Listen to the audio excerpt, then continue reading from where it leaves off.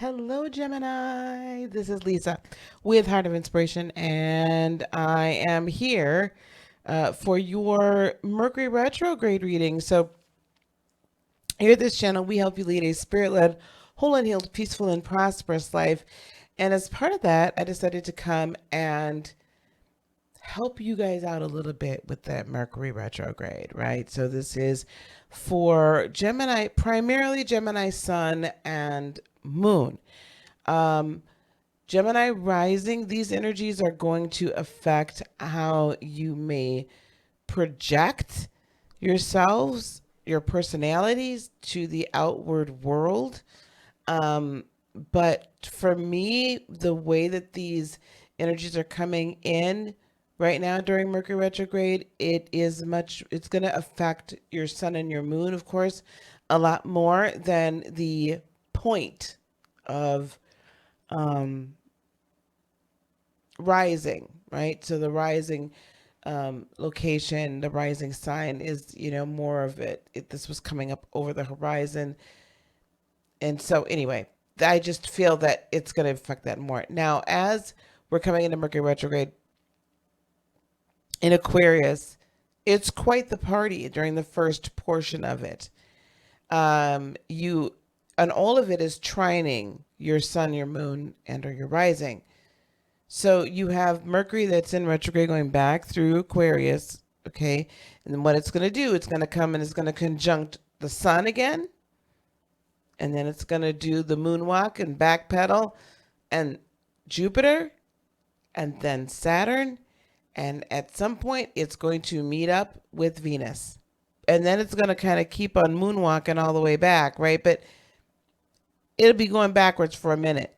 But it's going to come back over and backtrack over this territory in Aquarius, where we see it's already come through. So we've had a bunch, like at the beginning of this year already, right? We've had a lot of revelation and a lot of motivation to go forward in our purpose and really like hit it hard and really step into. We've been very motivated primarily because of the Uranus Mars squaring in Taurus of all of these wonderful planets here in Aquarius, but it's really kicked us in the butt to get going, right? And now what Mercury retrograde is doing, and yes, it is, you rethink things, you review things. It's a kind of a timeout and a pause, and we know about the electronics and all of this. It's more than that. This is our opportunity to take a quick review, because if you think about it, it's about a month, right? A quick review of what we've heretofore believed we were supposed to do. A quick review, reset. We're going to go, okay, who are we to be internally in our sun that we are projecting to the world as this higher being? Who is that? Okay. And then this big expansion plan, this big like, what are these gifts that we've been given and that we are to give? What is the foundation and what is the new foundational technologies, Saturn in Aquarius? What are the new ways that we're going to operate? Okay, the new belief systems, the new structures, because we're coming out of this time of Pisces, right? And then what is it we truly love? What is that divine feminine wisdom? And this Venus in Aquarius is rather Lemurian in energy. So what are you creating? What are we creating? How are we living? How are we going to take this and interact this with the earth? So, and with humanity, and how does that play into it? So what we're doing today is we're pulling some oracle primarily. I may or may not pull a tarot. We'll see. And I have over here the Beyond Lemuria oracle cards, and over here the Keepers of the Light. We're going to pull two of each. And here this is going to be a down and dirty. Like I said, it's going to be a quick one. And if we need some tarot, I do have my Syrian tarot deck, and then I also have the Light Seers tarot deck as well. New blueprints, Gemini, from the Beyond Lemuria deck. New blueprints. Let's get one more. Yeah, you've gotten in the end of 2020 here in the beginning of 2021. Boy, you've gotten a lot, haven't you? Of how to a lot of new plans and ways to execute what you've always known to be true deep down inside, haven't you?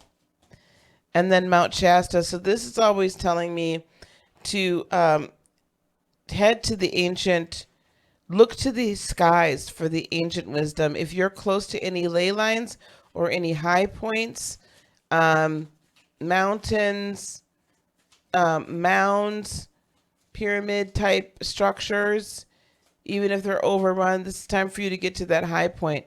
And that high point might come actually in your meditation time. You may be astral traveling to some of these places. That'd be cool. We have Saint Germain, karma releasing, move beyond the drama, create your own path, make room for good energy. See, new blueprints. You can't build a brand new house and a new structure on the old foundation, typically. I'm going to pull him out because I do believe that Commander Ashtar is wanting to give this call to action to numerous light workers and starseeds all over. However,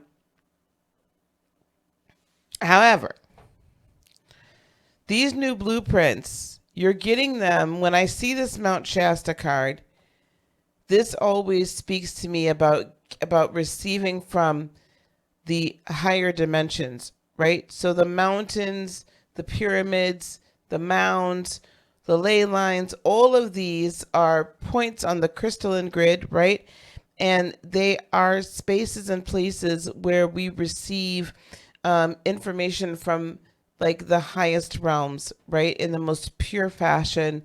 They are holy, they are sacred, they are transformational. So this is telling me to get into your transformational space, to get into that meditative transformational space of yours and really get the downloads and hear as you're reviewing things. You're going to think that it was supposed to go one way, but then in essence, now you're learning a different way to execute the mission and the plan. This is also going to be a time during Mercury retrograde for you to begin to release karma. In other words, if people are constantly bringing you into like a specific type of drama, that's some karma that's time for you to release. You don't have to stay in it. Like, stop going through the same toxic cycles. Do the past life and work, do the shadow work, do the transmuting, and then reintegrating that transmuted energy so you can clear your karma. It's time for you to get rid of, or not get rid of, but clear those things that have been plaguing you for many lifetimes as you're elevating yourself in this one. And again, for you, I just got this for the Aquarians. Commander Ashtar is calling you to action. Take charge, lead by example, walk your talk. Gemini, you do a great job at talking. Like, you have 1,000,001 plans and they are like literally revolutionary, and you can just inspire us to do great things. But it's time for you to walk it.